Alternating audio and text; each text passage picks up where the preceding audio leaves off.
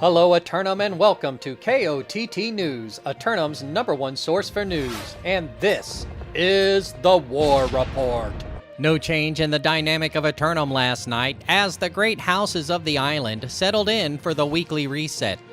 Citizens of Eternum should be made aware that certain conditions may inadvertently put you into an expedition group with more than 5 players.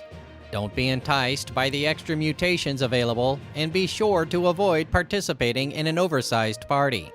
There was a lot of monkey business going on outside of Corinth last night as a giant gorilla ran ransack in the northern dueling area.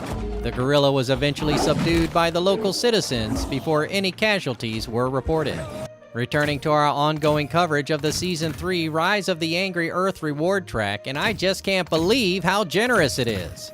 With all the ways to earn stamps, in combination with all the free stamps you get from completing lines, how is it even possible that anyone is not spending just a few minutes knocking out a couple tasks then using the free stamps to steamroll a bingo?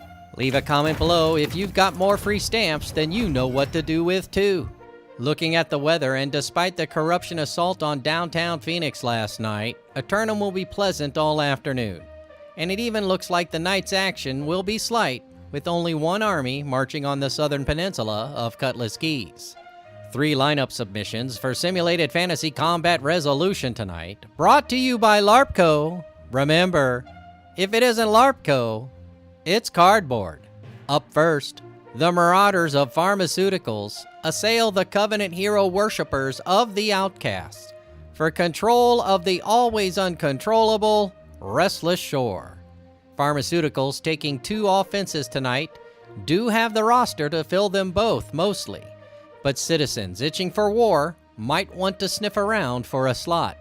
The Outcasts, with only 1 defense tonight, will be able to pick and choose their lineup, presumably by those who have had the most faith in their legendary hero. Then, the Marauders of HBM attack the Syndicate members of E is for Everyone on Point for control of the bear-infested deep forests of Brightwood. HBM are feeling amped for their opportunity to win back some land and set up an assault camp in the woods, anxious to return to Great House status. E is for Everyone on Point have made their tactical strategies known to all who can read, so everyone on their roster should be on the same page, if not on the same point. In the nightcap, the Marauders of Pharmaceuticals assault the Syndicate members of JDB's Kitchen for control of the arid desert region of Brimstone Sands. In their second matchup of the night, Pharmaceuticals take on the island's preeminent powerhouse. But will they bring their top 50 players and truly go for it? JDB's Kitchen continue to practice combat with the precision of a well-tuned machine and will be sure to focus on their game plan to prevent the return of the Marauders to the island. Be sure to tune in for complete coverage and reactions from the citizens tonight at 11. Until then, this has been War Correspondent JChalant, KOTT News.